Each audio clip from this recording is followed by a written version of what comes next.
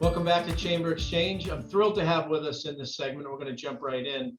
Dr. Satya Mitra. Dr. Mitra's been on the show before. He is the treasurer and serves on the Chamber Executive Board.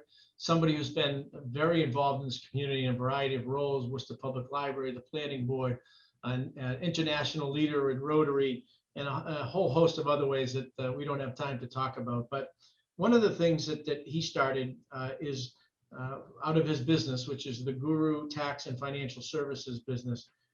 He's also created his own philanthropic foundation, the Joy Guru Humanitarian Services.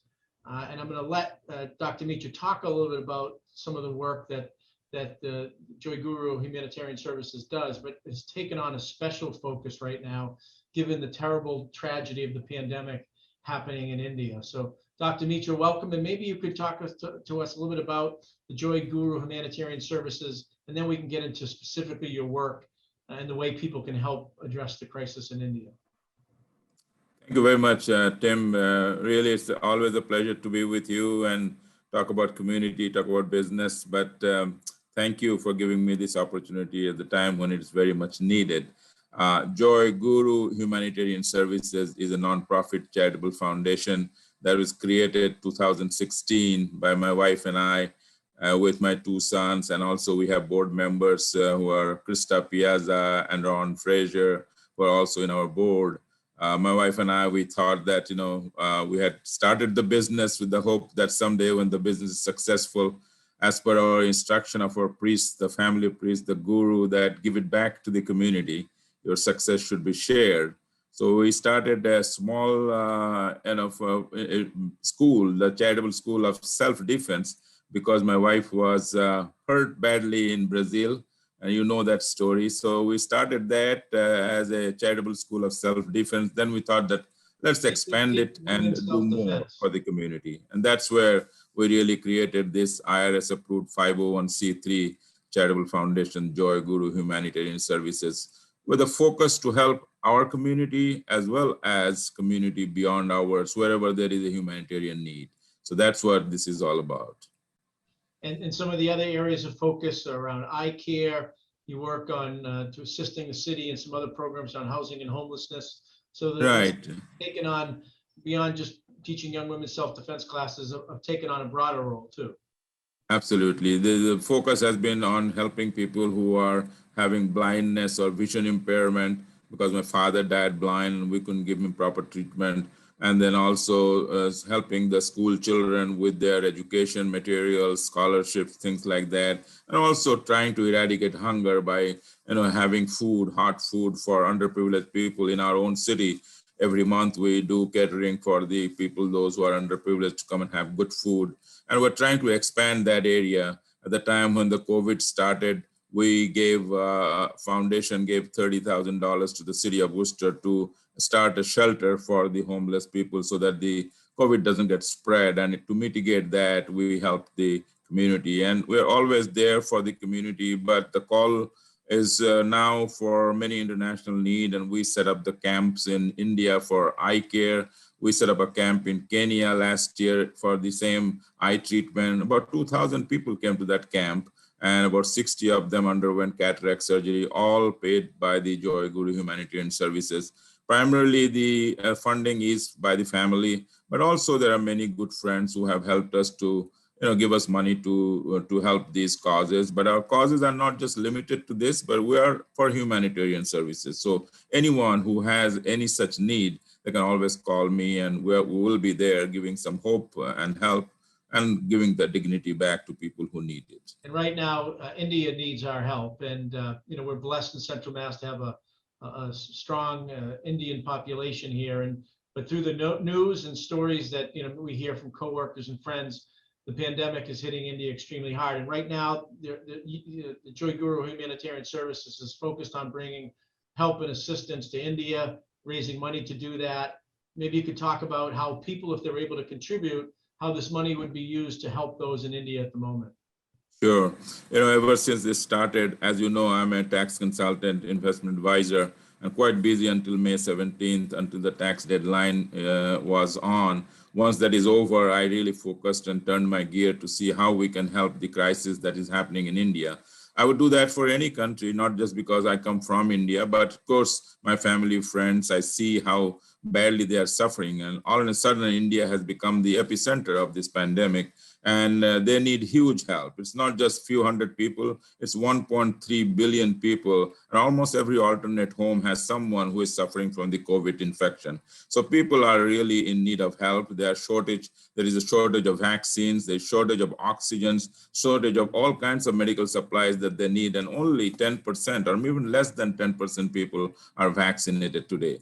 Joy Guru Humanitarian Services, we thought that we should do something to help. So we kind of took a challenge to raise some funds. Whatever funds we had, we thought we'll give that to the needy hospitals. So I connected with some of the hospitals there. One of the hospitals in Calcutta known as it's a children's hospital to begin with, but now it's a general hospital. It's called Ramakrishna Mission Sheva Pratishthan Shishu Mangal Hospital. Means it is a missionary hospital, very good hospital, but they don't have that much funding. So I talked to them and they send me a list of items that they need. So we went to our board and our board thought the need is urgent. So whatever money we have in our foundation, if that is possible to send the whole thing. It was a bill for some oxygen concentrators, some humidifiers, about 25,000 surgical masks, about 5,000 of the regular supplies, the sanitizers, all those came to about $50,000. Our board approved it, and we immediately sent $50,000, which has been received by the hospital, was acknowledged yesterday to me. I've been in touch with them. Hopefully that will allow some people to breathe. They're trying to install oxygen generators, which would be a long-term sustainable kind of solution to this problem, because you can't take the oxygen tanks every time, but right. If they have a generator, then it will be much more helpful to the patients who are gasping for air. Whole country is battling to breathe, and every time Shima and we see these in TV and the news, and it kind of really aches my heart. It's heart-wrenching when you see what they're going through. We are having kind of a turning point here. We're kind of getting back to the community, getting back to our work, a kind of good feel. But somehow I'm still not able to enjoy it the same way as I would like to, just when I think of my friends and family and folks back there who are suffering so badly. So Joy Guru has taken that stand, requesting the community that if there is any way you all can, at least pray for each one of them. Prayers help.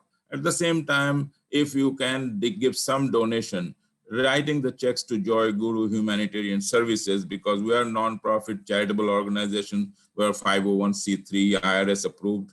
And every dollar sent to that Joy Guru Humanitarian Services, they can mail the check to 446 Main Street, 16th floor, Worcester, Mass. 01608, or they can go to Joy Guru's website, joyguru.org, and there is a donate button that they can click and pay through PayPal, which would be also easier. So in any way, any kind of help would be a big help, because it's all going to add on to a gigantic help. They need a lot of help. I know a lot of countries have come forward to help India, and slowly the things will get better. But there, even in the month of May, there were about 400,000 people getting infected daily. About 3,000 to 4,000 people were dying. So unfathomable, unthinkable. They're kind of going through a very difficult time, and they're afraid to go out. They're afraid to open their windows. This virus, the strain that they have now, I was told by one hospital, Tim, that these strains are not even detectable by the regular testing. The PCR testing that we do, or the rapid testing, they skip it. They're very smart now. So they have to do the CT scan to see the lung situation and then detect the patient. So a lot of patients are being sent home saying that you are negative, but they probably are not actually negative. So they asked me if I could buy a CT scan for them. It's an expensive item, but I'm going to try my best. Yeah, well, and it sounds like you're doing a lot and have already done a lot already, and people can write a check to Joy Guru Humanitarian Services. The website one more time, Dr. Mitra, before we close. www.joyguru.org, joyguru.org. So please, to our viewers, if there's a way to help Dr. Mitra and Joy Humanitarian Services help the people of India in this moment, we'd appreciate your consideration. Dr. Mitra, thank you, Tim. as always, a privilege to be with you. A lot of people have already sent money and people are sending, and I'm really grateful to them. So really any help would be big help to that country and those people who are suffering. So thank you, Tim, for giving me this another opportunity to come and talk. Great. Well, thank you. And we're going to come right back for our final segment. Stay with us. Since 1889, Bank Hometown has stepped up to bat for our neighbors. In the past 5 years, we've donated $1.3 million to local organizations that help enrich lives and bring people together. And we're not stopping there. We're always looking to tackle the challenges of today and fuel the leaders of tomorrow. No matter how life changes over the years, we'll continue to show up for our neighbors, for our communities, and for you. Bank Hometown. Unlock your potential. Worcester, a city with heart, history, and promise. A hub of innovation in life sciences, education, and healthcare. Home to multi-generational families, first-generation citizens, and next-generation baseball and hockey greats. Home to great parks, world-class museums, theaters, and restaurants. Worcester, the place to visit, to invest, and to call home.